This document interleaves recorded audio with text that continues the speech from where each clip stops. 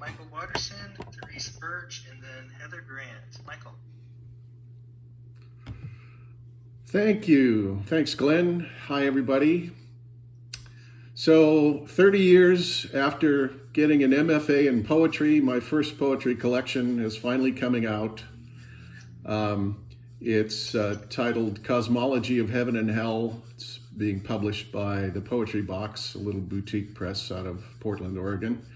Congratulations. Be sure to stop by our Facebook page when this video gets posted and leave a link there for us. I will do just that. Thank you. So I'd like to read two poems from the collection. A little bit of background. I grew up in Pittsburgh, PA. Pittsburgh was once described in its heyday as hell with the lid off. A couple of things. Most people know Andrew Carnegie. Fewer people know Henry Clay Frick. Frick was kind of Carnegie's hatchet man. He made his fortune in coke. Coke is being refined coal, basically, pure carbon that's used to fuel hearths, steel hearths.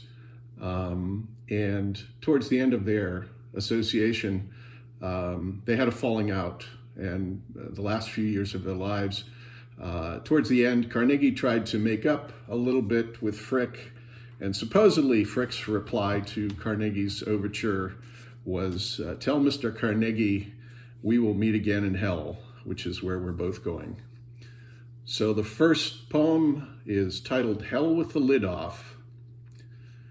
Reflux castaways from garden shore to golden coast, stack-spewed offspring in exile, recall your infernal glory, Steel City. In their pick and shovel back and bicep dreams, dark barges flow Monongahela mud, freighted with visions. Locomotives, skyscrapers, battleships, downriver to the confluence of immigrant forebears, forging the future from raw earth. They remember your fork-banked cathedrals of canonical tomes, Cretaceous bones and Giverny oils, stamped with the Scotsman's Midas moniker, King Coke's adamantine aesthetic. Chthonic fathers who worshiped learning and old masters with the same ruthless reverence they prostrated before capital. Gone those men of steel, Carnegie, the weaver's immigrant son, whose bootstrap ambition preached a gospel of wealth.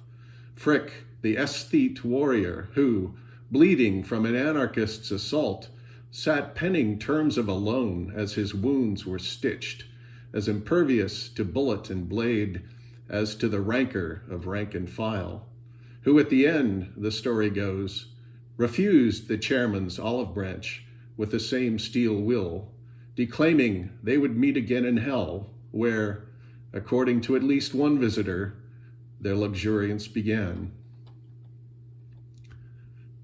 The second, thank you. The second is about fellow Pittsburgher Andy Warhol. Andy was a poster child for a poor self-image. When asked by an interviewer about his background once, Andy replied, I am from nowhere. Ode on Andy Nowhere.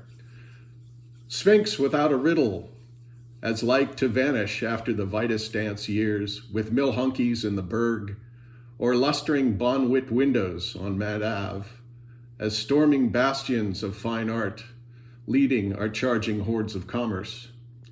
You figured wholesale knockoffs would do, framed by themselves like mirrored mirrors, and we agreed, entranced by dollar bills floating in fluorescence like water lilies, our own deeply superficial adoration of screen icons and genuine fake originals like you. Art was just another label you pirated, Figment, especially once a woe manifesto drilled a hole in the half of you there, coloring ever after.